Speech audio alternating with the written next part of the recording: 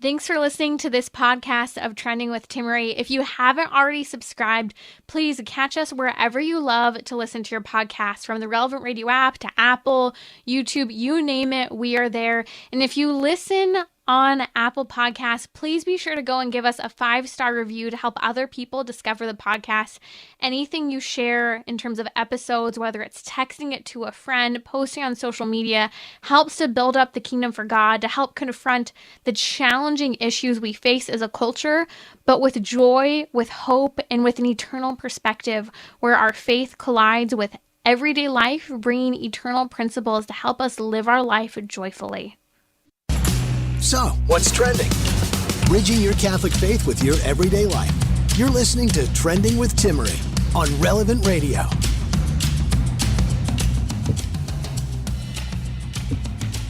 Do you have a phone? Do you use technology? Do you have, if so, a mission statement or a rule book for yourself with how you'll use that technology or your social media profiles?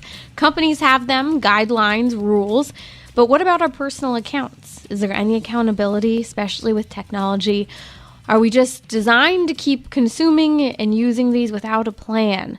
Well, I'm going to give you hacks to better use your technology and enjoy other parts of your life and not be consumed by them.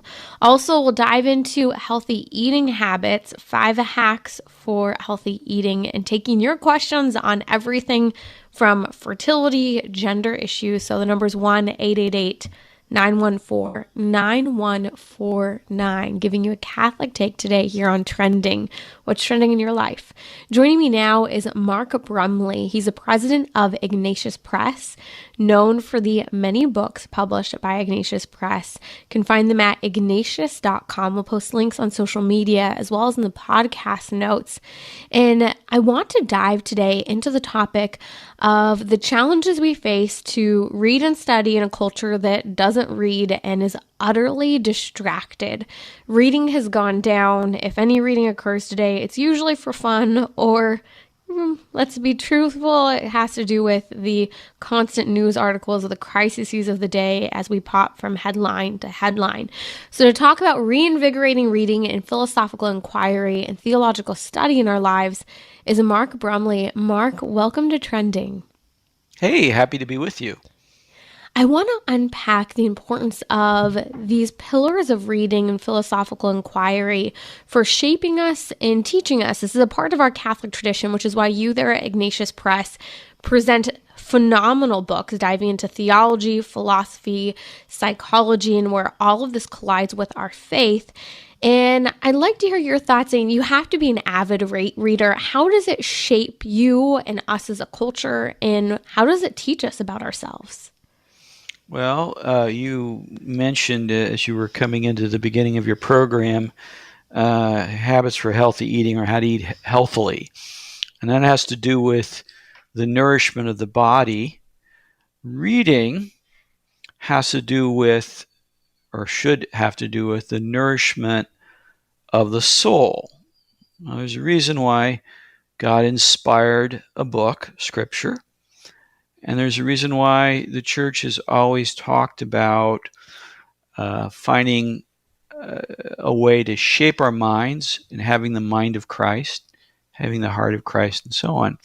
The inner part of us hungers for what is true and what is good and beautiful, just as the body hungers for food. And reading is an important, it's not the only way we satisfy or work to satisfy that hunger, but it's an important way to contribute to that satisfaction of that hunger, and really to become a lifelong learner.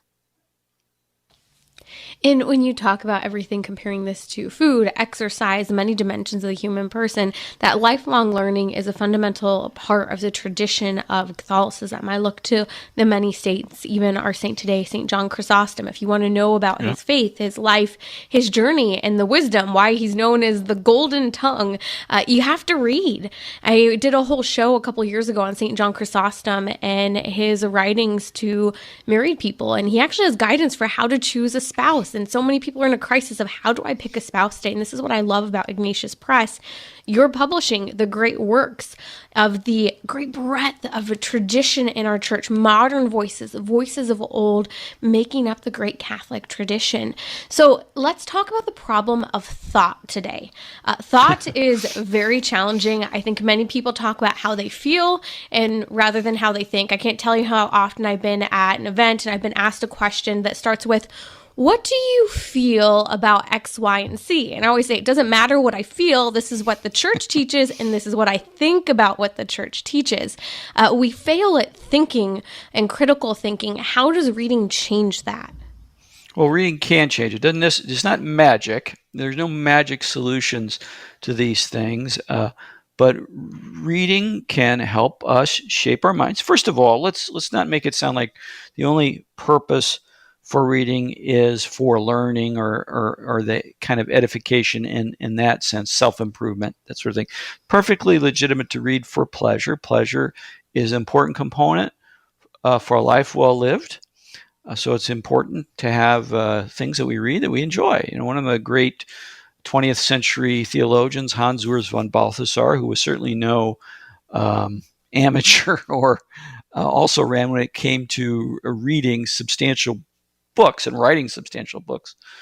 He liked to read for pleasure, and one of the things he liked to read for pleasure was Agatha Christie murder mysteries.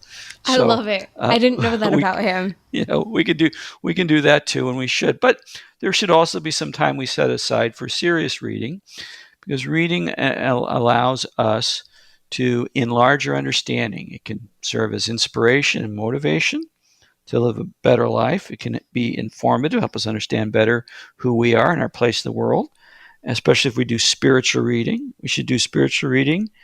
I think we should read, we should reflect, and we should discuss. Nothing wrong with reading by yourself, but it's a little bit like, to use the expression from the great Mortimer Adler, who wrote the wonderful book, How to Read a Book. Solitary reading, he said, is a little bit like solitary drinking. So it's good to read, but it's better to read in conversation with someone else. It helps us to learn how other people read the thing that we're reading. And one of the ways we enlarge our understanding and become better thinkers is by encountering someone else who's read the same thing we've read, but looks at it a little differently, takes a little different position or has a different understanding, and have a conversation back and forth. I highly recommend reading the Bible, some portion of the Bible every day, preferably the daily readings from Mass, but additional reading as well. Our friends at Ascension Press have the Bible in a Year program with Father Michael Schmitz. And then our other friends, Ignatius Press, our friends at the Augustine Institute, actually have the Bible in a Year, a Bible arranged so that you can read it in a year. And I think it takes about 20 minutes to do the daily readings. I'd highly recommend that. One of my favorite resources on the Bible, too, in fact, someone was just asking me, what recommendations do you have for Bible studies or independent biblical readings, are the Ignatius Catholic Study Bibles that are published and edited by Scott Hahn. And it goes through, I think, have you guys completed all of the books of the Bible yet? Or are you still working your way there? We've done all the New Testament, most of the Old Testament, some portion. We've got all the Old Testament written. The commentary and notes all been written, but they're in the process of being ecclesiastically reviewed. You have to submit it to dioceses and make sure that what's there is in conformity with the Church's teaching. So there's still some books to be published, but all the writing's been done. All the New Testament and the better part of the Old Testament. And I love it, whether you want to walk through the Psalms and you're having a difficult time understanding specific words or phrases, understanding the historical context, the implied meaning of a passage, you can go through and do those word studies on each of these sections. I know I was emailing you earlier, even seeing my daughter loves Ignatius Press now as well, with the little board books for kids. Yes. I want to talk about fostering reading, because We live in a culture where it's become very difficult for people to sustain long-term reading, longevity, completing a book other than something that's entertainment. And I'm so glad you mentioned the importance of entertainment reading. How do you do this? What are the practical ways to make this happen? Well, for me, I have a dedicated amount of time. I, try to put in some time reading. Apart from my job, obviously, I read manuscripts as a publisher. I read manuscripts as part of my job. But apart from that, I have some time. Years ago, I was asked by my pastor, how do you find time to read? And I said, well, I commit myself to doing it. So rather than spending, 2 hours watching television, I do watch television from time to time. I'm not opposed to watching television, but I limit the amount of TV viewing I do, so I have more time to read. I usually have a place in my home where I'm reading, and I do read in bed, but I don't recommend reading in bed for people who really want to read in a serious way. When you're reading for serious understanding, it's not good to read in bed. Usually sit at a table or in a reasonably comfortable chair, and be attentive to what you're doing. But do it every day or every other day. Commit to doing a certain amount of it. And have a dedicated place. I recommend having, at least for some of your reading, a partner, someone else who's reading what you're reading with you, so that you'd have some time during the course of the week to discuss, as I said before, to get a different person's take on it. Join a book club or start a reading group. We actually have 2 reading groups. We have a reading book group that's been around for about 25 years. My wife and I are part of, and the rule for the reading group is it has to be fiction, because many of us read a lot of nonfiction in the course of our day. So we commit to do that, and we get together every other month and we discuss the book that we've read. And I have another reading group that I'm involved with, and we meet once a month. And it's a C.S. Lewis reading group, and we're going through C.S. Lewis' book Mere Christianity, and we discuss it and debate it and try to have an enriching time from reading works of C.S. Lewis. So I encourage people to do that. That's a very practical way, and hold each other accountable when you're reading a book, so that when you say, I'm going to read this chapter, you read that chapter, and your reading companion or companions, they do the same thing, and you talk about it. I can give you a couple tips on how to read. First, when you're reading a book, to ascertain what kind of book it is. And when you're reading a section, you pick out a good section and you ask, what does the author say? What's he saying? What does he mean? What he says and what he means may not be the same thing. When you ask the question, what does he mean? You're trying to go a little deeper. And then you ask the question, is what the author says true or false, or partly true and therefore also partly false? And then what difference does it make? That last question, I have to underscore, is an important question when you read. What difference does it make? What difference does it make if what the author says is true? What difference does it make for his overall argument or presentation in the book? And what difference does it make to me? How is my life different for having read this if it's true? How is my life different for having read this if it's false? So some of the tips of reading, and of course I recommend reading great books as well as good books. You've got great books, you've got good books, you've got not so good books. Sometimes there's a value in reading those. But I think that the exercise of reading reading the right things in the right way, is part of the enrichment that goes into living a decent human life. And for Catholics, it can be especially helpful when you're reading, spiritual writings, theological works. I love those tips. Diving into critical thinking means of reading something. What does the author say? What does he mean? Is that what the author says, true or false? And what difference does it make? Makes me think about how some people like to discuss movies, and yes. I always think this is a great idea. Yeah, I think that this movie conversation, the movie commentary, has replaced book commentary. And I think some people might hear you, Mark, and myself, and I would say, okay, that kind of sounds nerdy. You belong to a book club, or you were saying you sit down when you read. I like to walk when I read. Oh, that's great too. I do that too. But people tell you in my neighborhood, they see me going around either with manuscripts, walking in the neighborhood with manuscripts, or with books. Yeah. That's very good. Yeah, it reminds me of college. I would be up at 4 or 5 a.m. in the morning trying to get all my reading in for my theology courses, and I'd be pacing back and forth in my small apartment. That way I wouldn't fall asleep, but I'd retain the information better. I'm But gonna put you on the spot. When you're doing your reading in college, you're doing theology reading. What book did you like the best? Theology and Sanity was one of my favorites. Oh, that's a great Theology and book, isn't it? Sanity. Yes, yes. And Love that what book. did you take from that you found so beneficial? Well, it's in part what led me to change to being a theology major and a new evangelization. But the dimension of walking into the bridge between theology and philosophy and the reasonability of our faith, it was very mind opening for me. I would say it was the first real encounter I had with it, kind of the intellectualism of theology that challenged me in a way that I really liked. Wow. Well, you know what? That book helped convert me because when I was in high school, I was a evangelical. I had a good friend who was a Catholic, and I was always, touting C.S. Lewis, and I still love C.S. Lewis, but I was touting C.S. Lewis, and I said to my friend, if the Catholic Church is so great, and this was said in complete ignorance, of course, if the Catholic Church is so great, where is the Catholic Church's C.S. Lewis? And my friend, cradle Catholic, didn't know a lot, but his dad had been trying to get him to read Theology and Sanity. So he went over to the bookshelf and pulled the book off the shelf and said, "Here." And I said, have you read this book? He said, "No, but my dad is always trying to get me to read it." And I thumbed through that book and I was amazed. And eventually that book by Frank Sheed became a major part in my becoming a Catholic because he does such a great job of explaining, helping you understand what do Catholics mean about the Trinity? Why did Jesus die? And what difference does it make for me? And what's the church all about? And sacraments and heaven and hell and purgatory, all those things. Does such a lucid job of presenting that. It hooked me on Sheet and Yes. eventually helped me become a Catholic.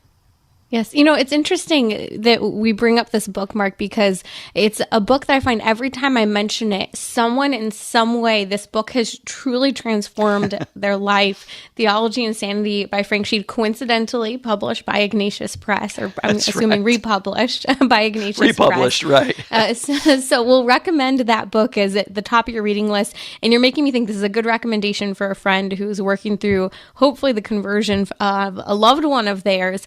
But it's accessible, and that's what I like about Theology and Sanity. And what I'll recommend kind of as parting words as we're talking about reading, if something doesn't seem accessible to you, go to something that's a little lighter and build your way there. Don't give up if you read a theology book or maybe you read Thomas Aquinas. And to this day, I have to be in the practice of reading Thomas Aquinas or in the mindset to dive in. There are certain authors that appeal better to you than others. And I remember for the longest time, I had a hard time reading Pope Benedict. I couldn't stand reading Pope Benedict. I had a tough time, and that's okay. You kind of have to play around at times with reading. That's what makes it Absolutely. fun. But Mark, thank you so much for joining us and all that you do there at Ignatius Press to pick up books, especially Theology and Sanity. We'll post a link on social media as well as in the podcast notes. Check out ignatius.com. That's ignatius.com. That should be a Catholic challenge. How do you spell Ignatius? We'll be right back here on Trending. Thank you for joining me. We'll talk about whether or not you have a phone or technology, social media, mission statement, or rule book for how you're going to use it. Otherwise, you just might be consumed and become the user that the technology companies want you to be.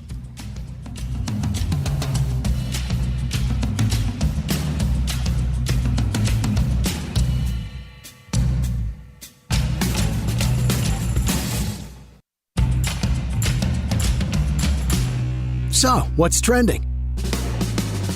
Bridging your Catholic faith with your everyday life. You're listening to Trending with Timmery on Relevant Radio and the Relevant Radio app.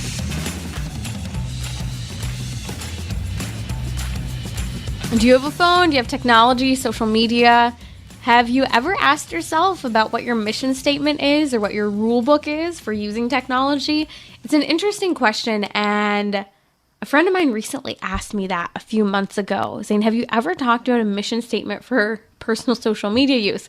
And I thought, that's intriguing. I've never thought about that, but isn't it important? Businesses, companies have plans for for how they're going to utilize social media. They'll have codes of ethics, what is and is not acceptable in a particular conversation. They'll have guiding principles. They'll have a purpose as to why they're using social media, a specific market strategy. They'll know what's worked for other people, what hasn't. Well, we shouldn't necessarily be dissecting it to the same degree that a business is to get the likes, to get the gains, although that is subconsciously what we're actually doing with social media. It does beg the question in general, what is my philosophy? What is my rule book for how I personally use phone technology, social media, or any digital content for that matter? And I think it's interesting because it makes us think of questions such as what does and doesn't go? Who do I and do I not follow? How much time do I spend on my technology or social media? Do I take days off from using it, from posting? Do I actually monitor and question what I post and tell myself, that's dumb, don't post it? Stop using the technology. I can think about in my own life, social media was such a fundamental part of my coming into kind of my high school years and college. I mean, everyone was always on Facebook when I was in college. If you didn't have a Facebook, you couldn't socialize or do anything on a college campus. You're completely out of the loop. In high school, everyone had a Facebook. Everyone, I had the MySpace when MySpace was a thing. And over the years, I increasingly learned it's so easy to just hop right on Twitter, Facebook, whatever it is, Instagram, and just start documenting your own drama. I specifically remember this really ridiculous Facebook post and tweet that I put out saying something like, oh my goodness, I've been up 20 hours. I still have to do X, Y, and Z. And then I have a 4-hour drive home, like going on and on about all of the things I was doing that day. And I remember looking back on that post thinking, this was the biggest waste of time. I had so much to do that time. And I thought that this was a great distraction or a great way to tell the world about what I was up to. Even today, we're tempted to post the stupid pictures of our food or document every detail of what we were doing. In fact, the perfect example of this is today I was cooking with my 21-month-old and we were making applesauce and she was just cracking me up how she was picking up the apples and she'd kind of start to put them into the bowl like I told her to, and then she'd stop halfway and just gobble up, shove the little apple chunks into her mouth as we're making the applesauce, and then she'll like spit half of one out into the pot, and now everyone knows they really don't want to eat applesauce at my house. And I thought it was so entertaining and so precious, and at the same time I thought, oh, how fun, I can tell people what we're up to and what I'm doing, the real parts of my day. And then I thought, Tim, that's so dumb. Like, yes, that could be a cute and endearing photo if you want ideas for what to do with your toddler and how to incorporate them into cooking and the many things you have to do that they make you take longer. That would be a great post. But at the same time, it's ridiculous how often we post things on social media that just aren't necessary or aren't important or are a waste of time or are contributing to other people spending wasted time online. And all of these things are things we have to think about. There are moments where I'll be sitting here thinking, like, how can I turn this into a social media post? And I'm thinking, I'm wasting time just thinking about putting this on social media. Go live life. Step away. And that brings me to that question. Do you have intended days off that you take off of social media? Not checking it for a whole day or 2 days or 3 days or a whole week. Imagine that. Do you ponder the types of people you follow? I'll tell you something that may offend people, and that's okay. I don't care and I shouldn't care if I offend people because of who I do and don't follow, but I actually don't follow most people on social media. That's including family, friends, sometimes close friends. And here's the reason why. Because social media can be an absolute distraction and time sucker. And the reality is that if it's preventing me from having real face-to-face relationships, if it's preventing me from my vocation and responsibilities, if it's making me tired, grumpy, angry, sad, depressed, anxious, jealous, as if I maybe have FOMO, fear of missing out, or keeping up with the Joneses, whatever it might be, maybe I shouldn't follow this person. The reality is that I find the fewer people I follow, the better and more available I am for real conversations. So go through and unfollow next to everyone on your list. If you're going to follow special interest things, follow special interest things. I think I follow more things that would be the equivalent 20 years ago of reading a magazine, but we're cheap today. We don't pay for magazines, right? I mean, some of us do, or we'd love to, but in many ways, things such as Instagram function as a modern day magazine. So for me, what are my special interests? Dairy-free, gluten-free, corn-free, soy-free, all of that eating, and recipes of how the heck to eat that way and not starve, especially while you're pregnant. That brings up another topic, pregnancy-related things. And for all of us, it's so neat because social media can become that niche of accessibility in interesting things. But at the same time, it can be the place where we become consumed and drawn in by the algorithms. Yesterday, here on Trending, Dr. Nicholas Kardaras joined me. He's the author of the new book that just dropped today. I hope you pick it up. I told my husband last night, because I'm reading this book, he has to read it. You can't just talk about it. We're going to talk about it after you read it.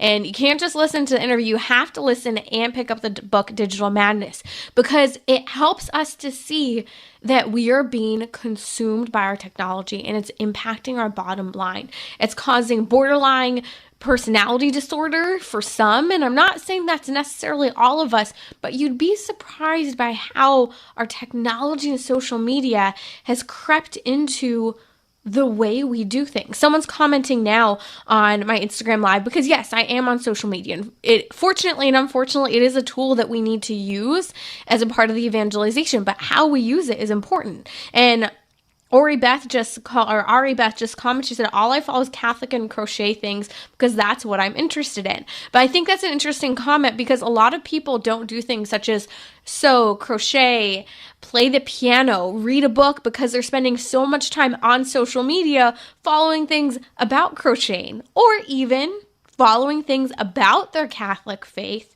while not actually taking the time to pull back and ponder their faith and live out their faith. Catholic content is excellent, but there is such a thing even as consuming too much Catholic content. So again, here are some of my hacks and rule books. And think about this. Write it down. I'm big about pen and paper. You don't just have to put it on your phone. What doesn't go for you on social media? What's acceptable? For example, my husband has, if certain people post certain types of photos, doesn't matter how close in proximity they are to me, he unfollows them. Who are you following? Do you really need to follow this person? How much time are you going to spend? Are you taking days off of social media? What is considered too much posting? When do you tell yourself this is a stupid thing to post and it's a waste of time, even if it's cute or interesting to you or someone else and might even get the likes? So here are some hacks to help with technology and phone use. Hack number 1, remove apps from your phone. Don't have social media on your phone. It's a thought. I don't have Facebook on my phone. I only have Instagram on my phone and I'm limited to 5 minutes a day. And I have a team that works with me on my Instagram as well. I spend more time checking messages and responding to you than I do actually diving into looking at content on Instagram. Set time limits. So in college, I started with this and now you can even do it on your phone where you actually have a time limit where you can't even access an app during a certain part of the day or after a certain length of time of use. Lock your phone away. Literally lock your phone away. Put it in a drawer if that's not enough. Have something that's maybe a time safe. I'm not kidding. Lock your phone away. That's okay. Leave it in the car for the weekend. My husband actually makes fun of me because he was talking to his sister recently and apparently I was terrible about responding to a text message, which I am. And there's a balance and there's accountability for how you need to make sure you respond. But he was saying, yeah, we left somewhere for the weekend. We had been gone a couple hours and Timmery said, oh, do you know where my phone is? I didn't know where it was, if it was in the car, if it was at home. As long as someone had a phone, and of course, we had accessibility to contact people in case of emergency, great. But what happened to the idea of having a phone for the sake of an emergency rather than perpetual entertainment and a security blanket when we feel socially uncomfortable? So those are some things. So no apps on phones, time limits, lock your phone away. No phone zones. I mean this when I say no phone zones. Please, for the sake of anyone who ever has to hold your phone, don't take your phone into the bathroom. People are literally having constipation issues from taking their phones to the bathroom. I'll just stop there, okay? Read a book. It's much better and it's easier to put down, at least usually. If you have to read something boring, fine. Don't walk and use your phone. One, just so you don't walk into traffic, but two, is that really like how we want to live our lives? I think about all the times we'll be in this beautiful nature, outdoors, see a beautiful scene, and people are walking around looking at their phones, not looking at the scenery. One of the most profound moments I'll ever recall that really made me think about how I use my phone was right after Pope Francis was elected Pope, and I was there the very first day when he was Pope in Rome, and I was there for the first day he jumped out of his motor car, and the poor Swiss guards were panicking because they hadn't had a Pope jump out the way he had before in recent history, especially after all the dangers of Pope St. John Paul II. And here he is, he jumps out, and he's walking around right near me, and he comes up, and the Pope is literally 2 feet from me, and he's reaching into the crowd where I'm standing, and this woman has an iPad that's larger than her head, and as the Pope's reaching down to bless her, she's leaning backward, trying to take a photo of the Pope rather than actually receiving his blessing. Guess what? His hand never made contact with her head, which is what he was trying to do to bless her. She never got to touch the Pope. And it just seems like such a weird thing. But in the reality of the moment, what's better? The picture of you leaning backward and it becoming probably a really awful picture because he's so close to you, but you also miss, I think, the presence of the blessing from the Pope. And so there are moments, again, no phone zones, bathrooms, while walking. Sometimes when you're with people, take one photo. It's okay if it's not perfect. And the reality is a lot of the vacation photos that people take, you really don't look back on many of them, all the great scenery photos. Snap a couple here and there for memory, but don't become obsessive about it. One thing I love on my phone is airplane mode. That's right, airplane mode. Completely inaccessible. Why do I say airplane mode and not turning my phone actually off? Because I am a slave to the alarms on my phone, so I use them. Unfortunately, when I still need them. But hey, you can buy an alarm clock if that's still too much temptation. So we actually don't use our phones in the bedroom. We absolutely do not use the phones on the bed. The only way we have phones in our rooms are if they're on airplane mode. I try to keep my phone on airplane mode basically between 8 p.m.-ish and 9 a.m. practically, so that I'm just not using it. And also, do not disturb is great because you receive less notifications, which brings me to my last hack for decreasing phone use for all of us. Notifications, turn them off. You don't need social media notifications. You don't need apps running in the background. You don't even need previews of your messages. You don't need mail notifications. You don't need the beeps. You don't need the symbols on your phone. Get rid of all of it. If an app says you have 20 unopened, or let's be realistic, 2,000 unopened emails. Yep. 2,000 unopened emails. Maybe that's a good sign that you should remove that little symbol of 2,000 because that just might be stressing you out more than you realize. I think I have 7 unlistened to voicemails right now. Just those symbols can be so stressful. Decrease them. Only have what is necessary. And trust me when I say email numbers do not need to be there. Okay, so think about those personal mission statements and guidelines for social media. But before I wrap up, just a brief comment for kids. Kids don't need social media. We've talked about it here. We've had all the social scientists and experts on it, from ScreenStrong.com expert Melanie Hempy to Dr. Nicholas Kardaris, who works in everything from teaching neuropsychology to working with people with screen addiction. We've had Dr. Sachs on. Great resources to talk about this. But the bottom line is a lot of the research points to the importance of not exposing your kids to frequent or any regular use of screens until after the age of 2. And that it's a total myth, the idea that kids can have half an hour a day of screen time and be fine. Actually, studies show that half an hour a day and more isn't doing kids any good. And so it's not a matter of saying, okay, 15 minutes or half an hour. It's just not a matter of not focusing on the screens. Gab phone is a great resource if you want your kid to have the security of a phone and the accessibility to call, talk, text only. The Gab phone, we'll have to post link on social media. Follow me at Timmerie, Timmerie. And again, no social media. Your kid will survive without it. Your kid will, I promise. You're listening to Trending with Timmerie here on Relevant Radio. Okay, talking about hacks, we're talking about real life changes from reading today to mission statements and plans of action for how we use technology and social media.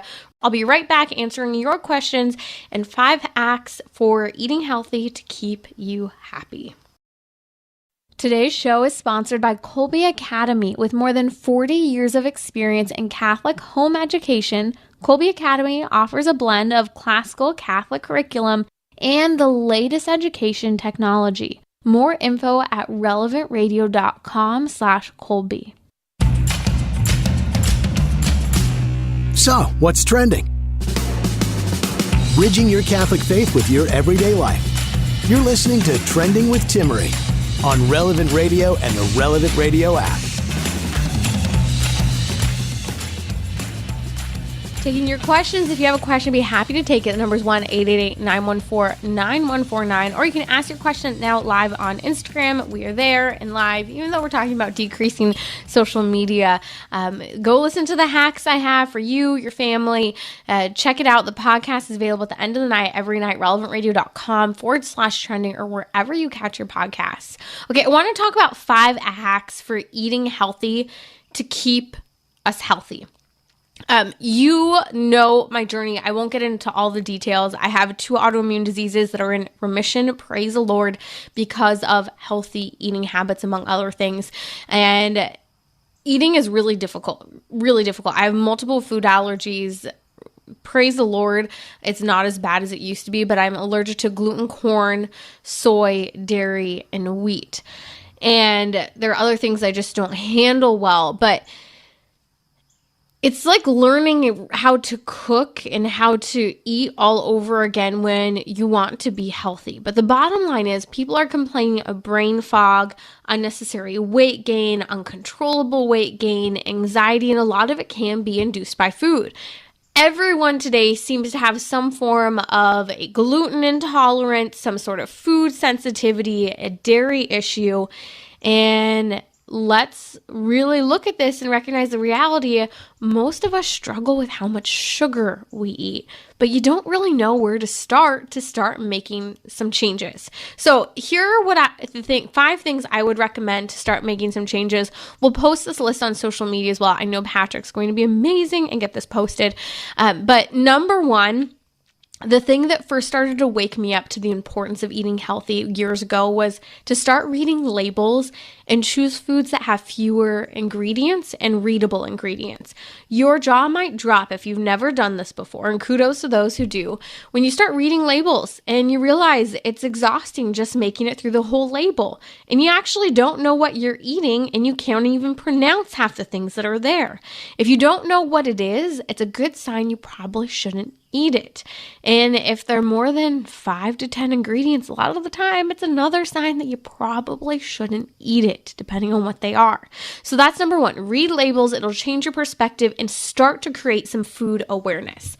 Number 2, don't eat things with sugar, corn syrup, or for me, I try not to eat anything above 10 grams of sugar if it's a processed food.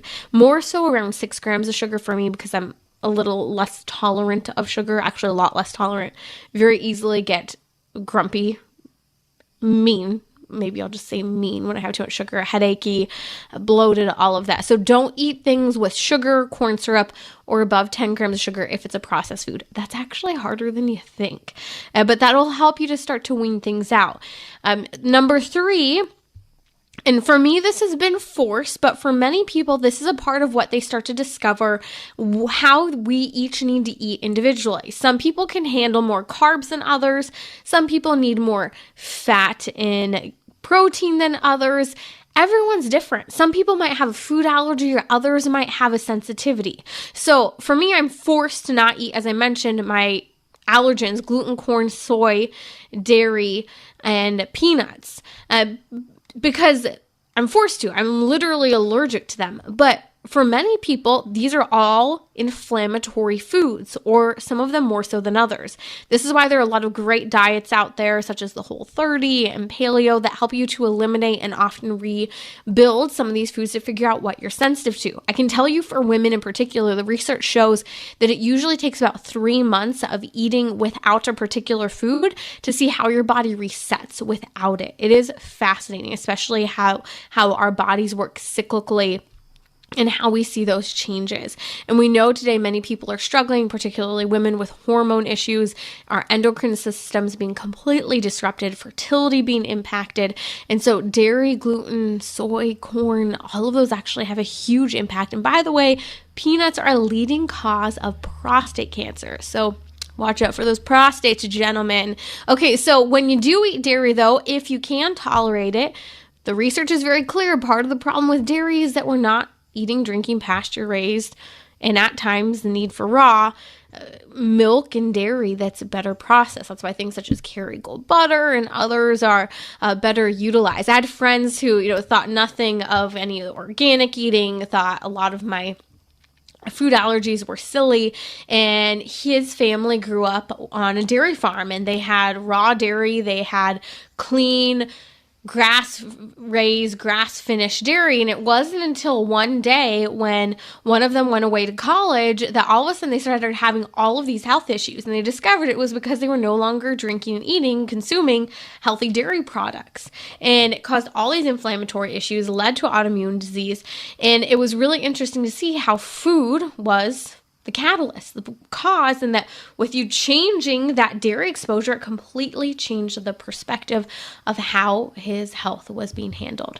Another interesting thing to talk about, sprouted things versus non-sprouted, soaking nuts like our ancestors used to do, soaking legumes or whatever it might be, even soaking grains, that actually is easier for us to digest. And so those are just some things. So again, in that forced area for me, but what I recommend for everyone, cutting out that gluten, dairy, soy, corn, and peanuts. Okay, number 4. And if in case you're not with us, I'll summarize them. Number 4, drink water. As the studies show, you're supposed to drink at least half your weight in ounces. So whatever you weigh, cut it in half, and that's the number of ounces you need to drink. I love to have a specific container that I fill up because I'm home all day usually, and I just fill that up twice a day, and that container I know is all my water.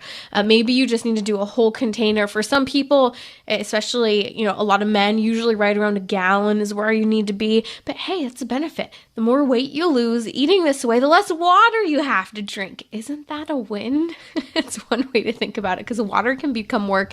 And a hack I shared on Instagram earlier on Instagram Live, I was telling people that to get your water consumption in, if you're having a hard time, put a straw in your water and just absentmindedly drink your water, sipping the straw while you're sitting, talking, working, whatever it might be. Number 5, you need to eat vegetables for every meal or at least 2 of your meals. How do you pick vegetables? Don't just choose what you like. Try to go for a variance of color. You need the fiber. Larger quantities of vegetables are going to help if you're decreasing various unhealthy carbs or processed foods. And just like a couple quick examples of foods to eat. So I usually eat eggs with vegetables every morning, some sort of sauteed vegetables. The broiler is my best friend with vegetables.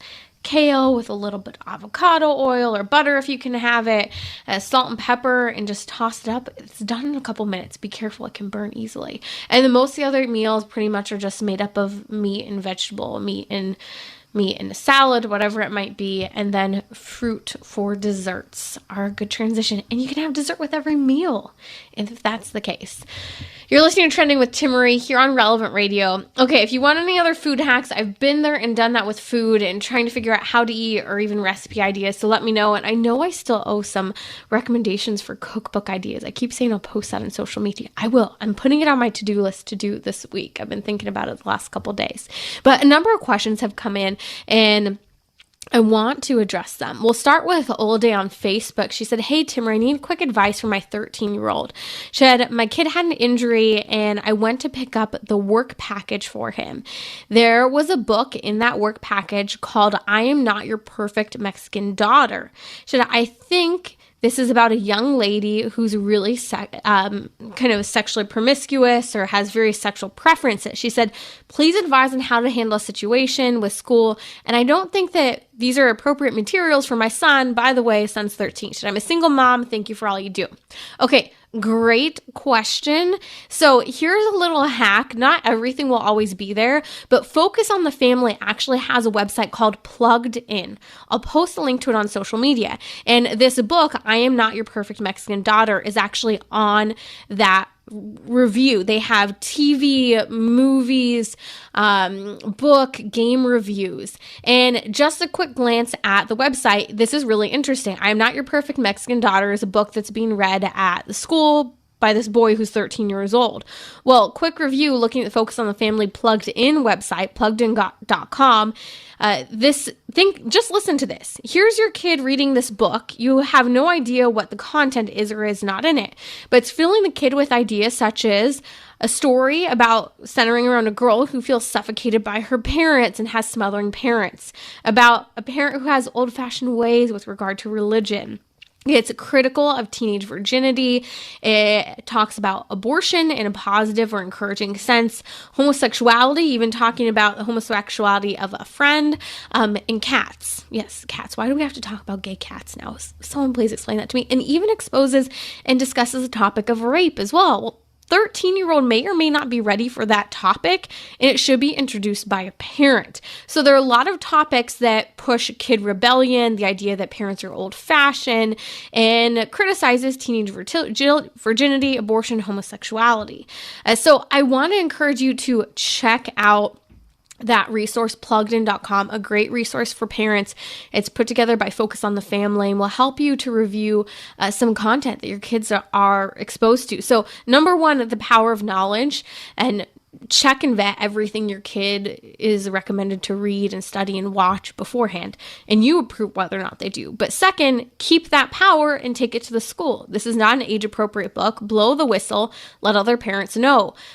These parents, many parents across the nation, are making massive changes in their schools. And if a school cannot respect that change and that authority of you as a parent, it's time to go somewhere else. And I admire the many parents who are making those difficult choices across the nation. I have been hearing from you day in and day out, especially the last 2 years. And I know with the new school year, many people are already having to reevaluate. There's been a mass exodus from the public school system for a reason. There's been a huge increase in private school, as well as, believe it or not, homeschooling. I have a lot of friends who said they'd never homeschool their kids who are homeschooling their kids now. So just some thoughts. Let's see, I have another question that came in from Amy, and I don't have all the details right in front of me, but as I remember correctly here, Amy wrote me a message about her daughter who is struggling with gender dysphoria. And I was just talking to her earlier today, and she had her daughter's sudden onset of gender dysphoria, and she had, there's been a divorce between her and her spouse. There's been difficulty connecting with her daughter, and she's trying to work through this crisis of gender ideology. So first and foremost, Amy, I'm praying for you, and I know everyone now is praying as well for you. And the Feast Day of Our Lady of Sorrows is coming up, especially as mothers and fathers. Anyone, turn to Our Lady for her intercession. She saw tremendous pain and suffering in her life, and yet she remained faithful. And she intercedes for us now. It's so important that we turn to her intercession. But stay fervent in prayer. And some great resources. I'll post all of these links on social media, as well as in the podcast notes, relevantradio.com/trending. But I highly recommend all the episodes with Michael Gasparo. He's a licensed marriage and family therapist who's an expert in responding to the gender crisis today. And he and I will often talk about navigating some of these difficult situations and empowering parents. I'm hearing from parents nearly every single day who, like you, Amy, and others, are suddenly experiencing the sudden onset of gender dysphoria in their kid. You know it's not the actual problem, that there are other contributing causes. Some other resources, reintegrative.therapy.com. Michael Gasparo has some great resources as well if you listen to episodes of him here on Trending. Abigail Schreyer's book, Irreversible Damage, talks about this gender craze and crisis among girls and some of what's contributing to it and how to work on it. And there's also a book called Girls on the Edge by Dr. Sachs, who's also a regular guest here, talking about the crisis young girls are facing and also how that's leading to some of the gender crisis.